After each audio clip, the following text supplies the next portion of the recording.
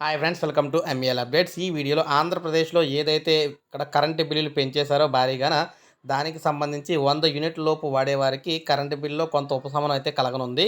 దానికి సంబంధించి పూర్తి వివరాలు మీకు ఈ వీడియోలో ఎక్స్ప్లెయిన్ చేస్తాను. ఇక టాపిక్లోకి వెళ్ళిపోదాం. ఛార్జీల పెంపు స్వల్పమే. 100 యూనిట్ల లోపు ఛార్జీలు ఏపీలోనే అతి తక్కువ అనమాట. నెలకు 100 యూనిట్ల లోపు వినియోగానికి వివిధ రాష్ట్రాల్లో యూనిట్ ఛార్జీలు చూసుకున్నట్లయితే అన్ని రాష్ట్రాల్లో కూడా చాలా ఎక్కువగా ఉన్నాయి. ఒక ఆంధ్రప్రదేశ్లోనే ₹3.11 అయితే ఉందన్నమాట.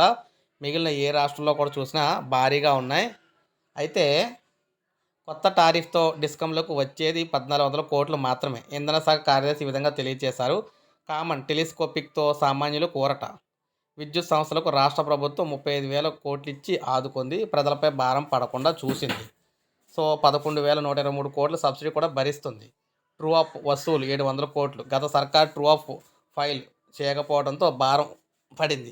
అధిక ధరలకు దీర్ఘకాలిక పీడిఎఫ్లతో విద్యుత్కు సంస్థలకు నష్టమైతే వచ్చింది. సో మొత్తం మేము చూసుకున్నట్లయితే ఇక్కడ ఎట్టి పరిస్థితుల్లో 100 యూనిట్లోపు వాడేవారందరికీ కూడా టెలిస్కోపిక్ మీటర్ రీడింగ్ పద్ధతిలో మంచి అవకాశం అయితే వచ్చింది. ఎందుకంటే ఏ యూనిట్లకు ఎంతంత ఛార్జీ పడుతుందో, అంటే 30 యూనిట్ల వరకు ఒకటి, అదేవిధంగా 70 యూనిట్ల వరకు ఒకటి, 50 యూనిట్ల వరకు ఏదైతే ఉందో ఈ రూల్ ప్రకారమే లెక్కేసుకుంటూ వస్తారన్నమాట టెలిస్కోపిక్ విధానంలో.